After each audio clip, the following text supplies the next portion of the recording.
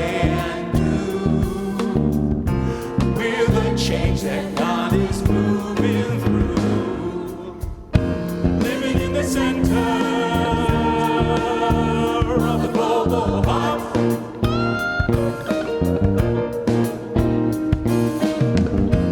Living in the center of the global heart.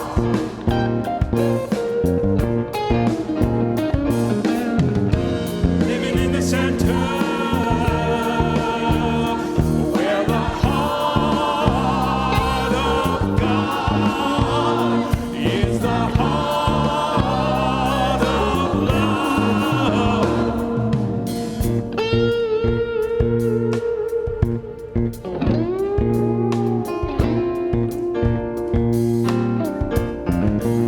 Now I believe in the union of all consciousness, and knowing all are blessed until.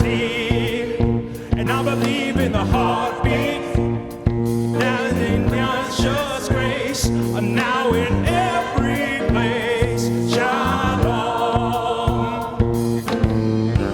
Truth reveals in all we say and do, with a change that now is moving through. Yeah, we are living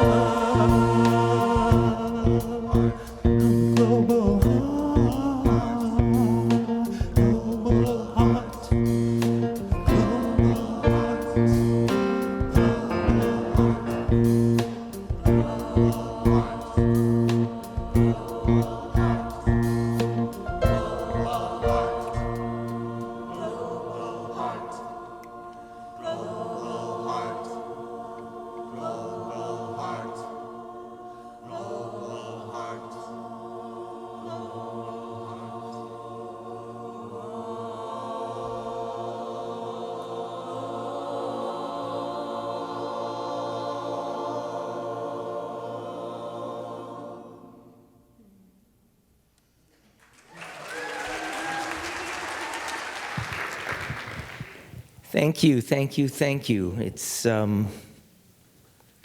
delightful to be here.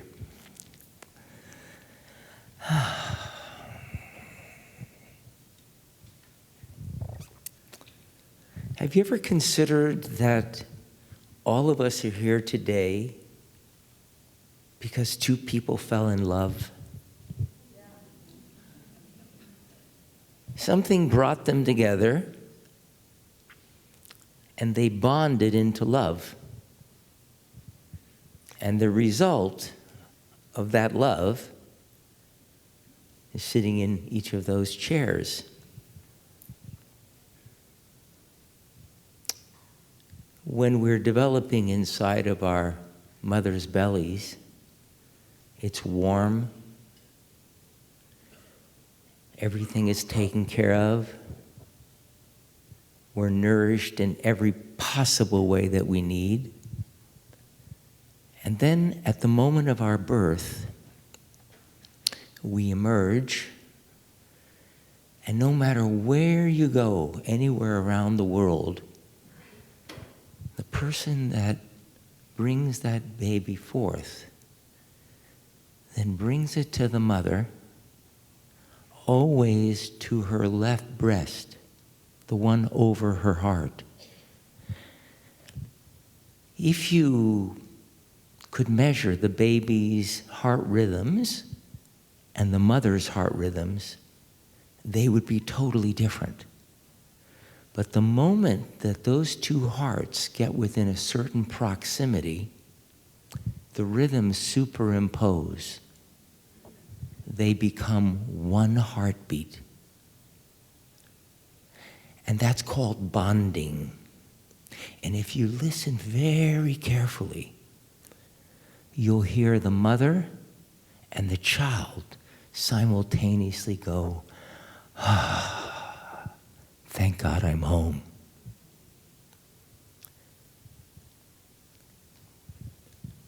Every night when we go to sleep, that sound, you hear it again. "Ah, thank God I'm home." When we've lived a full life and we're ready to pass, that's the final sound, the one from the beginning. Thank God I'm home. And all the moments in between, the coming and going, we are continually yearning for that instance to connect in whatever way we do and re-experience, thank God I'm home. That's called love. We come in with that foundation, that everything is about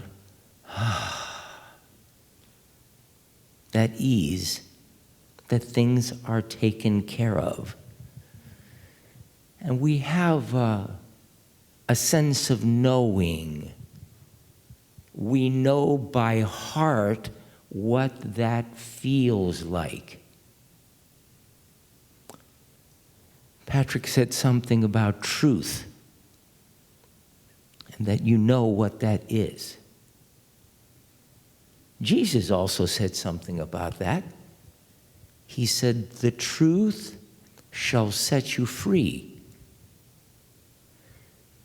Now, we live in a world where there are seemingly so many truths. How does one know the difference between truth and opinion? Because the key to tapping into that setting free, the thank God I'm home, is to be able to notice the guidance that comes to us free of charge, moment by moment. And all of the worrying and chatter we're all aware of, that's sort of continual. When I was 11 years old, I was living in Miami, Florida. I used to sell papers on the corner of 27th Avenue and Carl Way. So every day I'd go to school. After school, I'd get on my bicycle. I'd go home, I'd have a little snack, and then I'd go to my corner and sell papers. It was the 5-star final. I sold it for a nickel and I made a penny. One day I got out of school late and I didn't have time to go home and have a snack. So I got on my bicycle and I drove to 27th Avenue and Carl Way. And when I got there, the papers had not arrived yet, but I was hungry. And I noticed Saunders Hardware across the street. So I went in there, I went to the candy department, and I took some sort of, could have been a Hershey bar or something, and I stuck it in my pocket because I didn't have any money. And I started walking out, and as I did, I heard this voice inside. Nobody saw you. But instantly, I realized I had seen me. And then I sat outside for the longest period, noticing it was the first time in my life that I discovered the difference between the chatter that's going on and that which is continually noticing the chatter. That might be the most important discovery of my life. Because in order to find that truth that sets us free, one needs to uncover, who are we? Are we the mind that's constantly telling us this is good, this is bad, this is better, this is worse? Or are we that which is noticing it? You see, the only reason we are aware that there is activity in the mind is because something is noticing it. We think we are the chatter.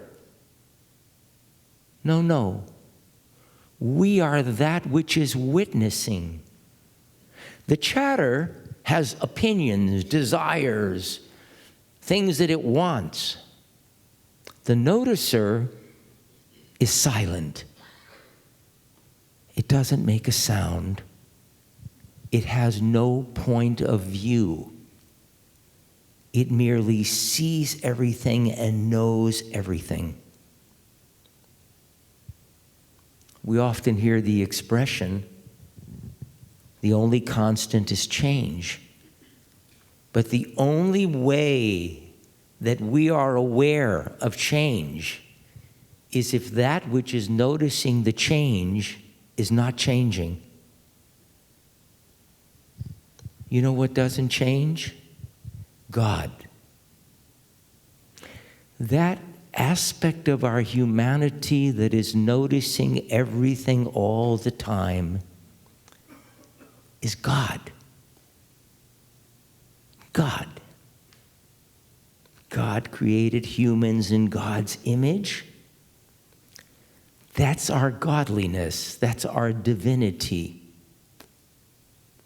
That's the place that knows, sees, notices everything. It's interesting, when I was working on the book Luminous Life, one of the words we hear so often today is belief. Oh, well, that's just your belief. Oh, you need to change your belief or let go of your belief. And so this is such a common word that I don't often utilize, and so I decided to put it into the thesaurus on my computer. And of course, when I put in belief, the synonyms, the words that mean the same as belief, were thought, idea, concept, theory. And then my eyes jumped down to the antonyms, the words that mean the opposite of belief. And they went to one word. You know what the word was? Truth. Truth is the opposite of belief.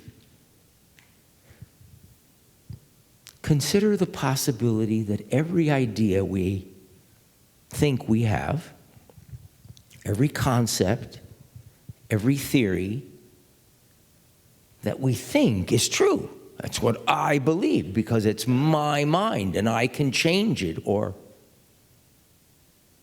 that it's not truth.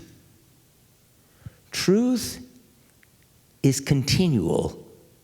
It's unchanging.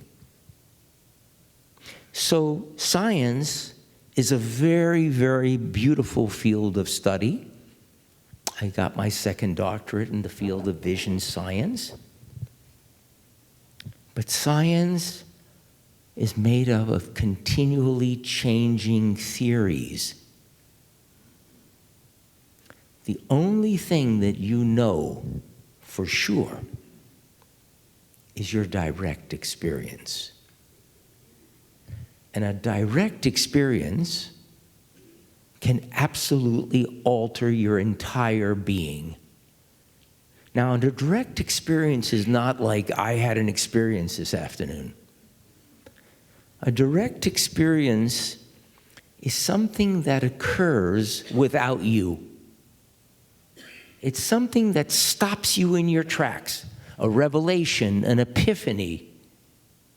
Something that just stops you, and it's in a moment where everything you think is you seems to disappear, and all that is left is clarity.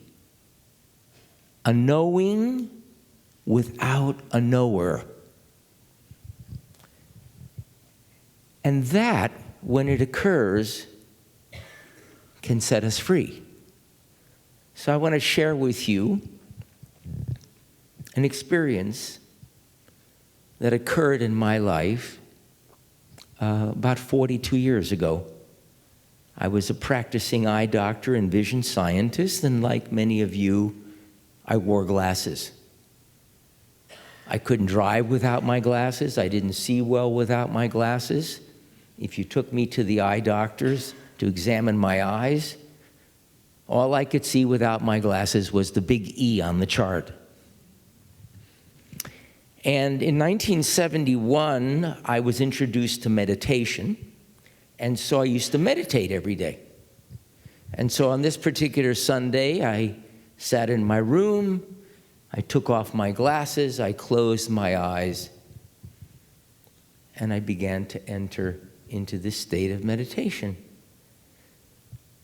And then something profound occurred. I don't know what occurred, but Jacob disappeared. And there was total clarity. There was a sense that something was observing Jacob in the room meditating. And everything was crystal clear. Not just the room and Jacob, but the air that we think is empty was sparkling. It was just scintillating. And whatever was seeing seemed to be seeing from everywhere.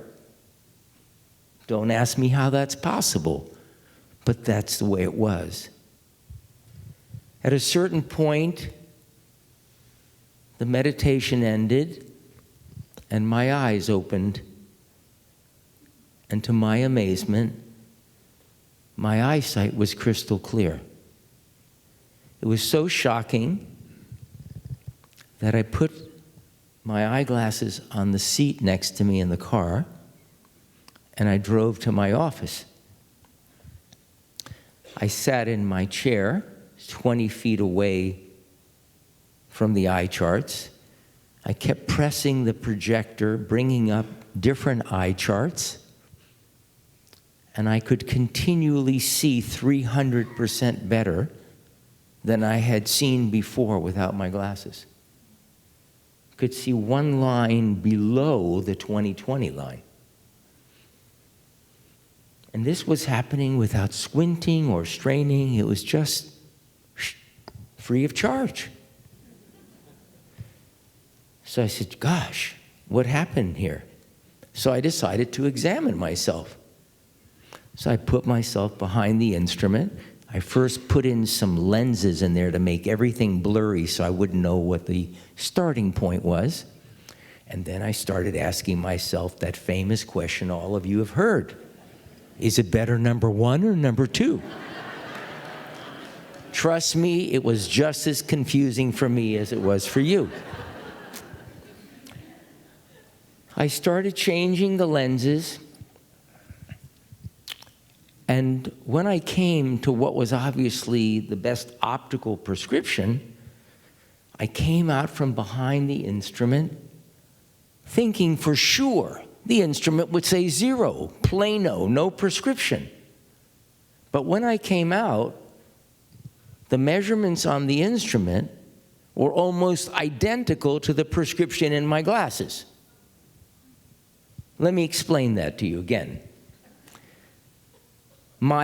Something was seeing 300% better, but my eyes had not changed at all. What do you conclude about that? When all of your training basically says that when your eyes deteriorate, your prescription gets stronger. So you figured, well, if I'm seeing better, even though it's supposed to be impossible, the prescription would get weaker. But nothing changed. And I was seeing 300% better. And that 300% better is still with me 42 years later. I've never had a pair of glasses on my face. I was 70 in November. Should be using reading glasses, right? So why am I sharing this with you? Oh, and by the way, when I have my eyes examined now, I have more astigmatism than I did back then, which was already a lot. And I'm no longer nearsighted, I'm now farsighted, so the reading should be even worse. But I was at Harold's house the other day, yesterday actually, and Harold said, look at this supplement. This is really good if you're not feeling well. What was it called? 8 Greens? And I looked at this little supplement bottle, if you will. I'd never seen this before. And the most amazing thing, which I shared with him, was that, it has all the ingredients, which are the size of that very small print in the Bible. And I could read it easily. Why am I sharing this with you? This change occurred instantaneously. I didn't do anything. I didn't intend anything. I didn't choose anything. Nothing. It came by itself. And whatever it was, it seemed to bring my system back to its default setting. Maybe the way it came out of the factory. Maybe that's what occurs, an instance of grace that results in what we call a spontaneous remission. Just a possibility. It also shows you that this concept of doing things over and over again, that repetition and practice is required for change, maybe there's another possibility. Maybe the less we do, the more happens. And maybe the most happens when we do nothing. Just consider that as a possibility. I think Reverend Michael mentioned about doing that spot and how they kept doubling what he was going to be getting. But he didn't do anything. He just showed up where life was guiding him. The rest of it took care of itself. Do you think it's possible we can live life without a net?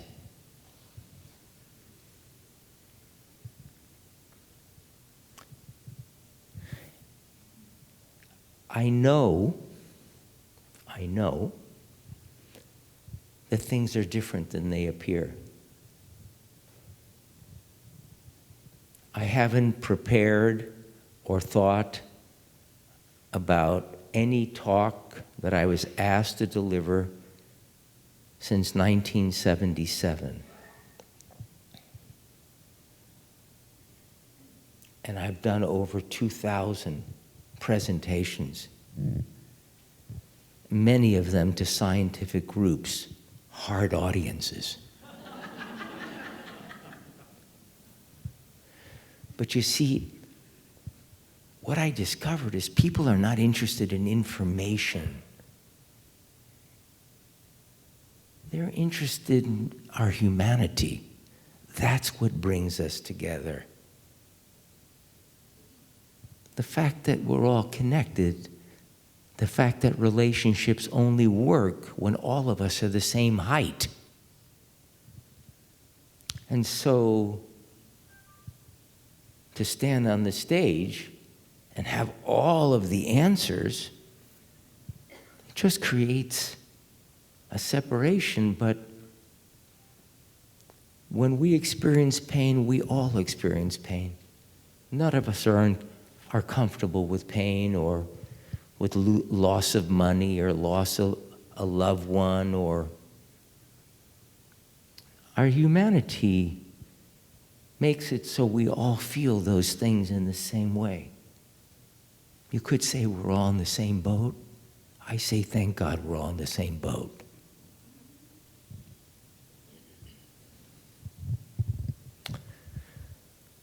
So, take a chance. Notice the things that enter your awareness when you're looking for nothing.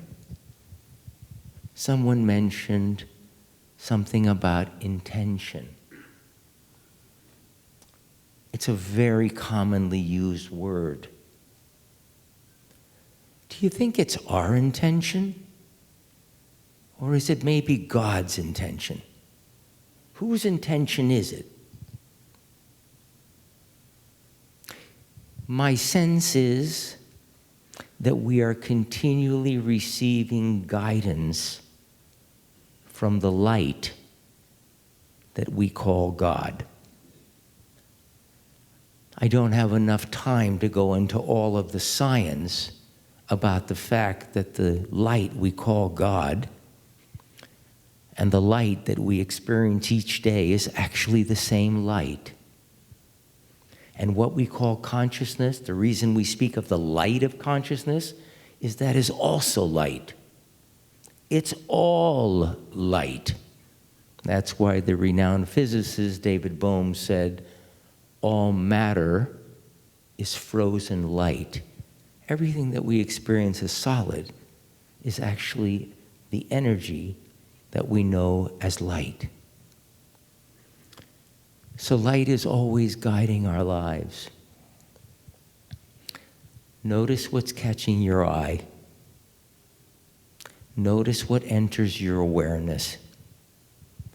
When my children were very young, they would take out their toys and play with them, and then they would leave them, as most kids do. So I would tell them, Gina, Eric, please pick up your toys, put them away. They'd pick up their toys and they'd put them away until the next time, and then the same thing would happen over and over again.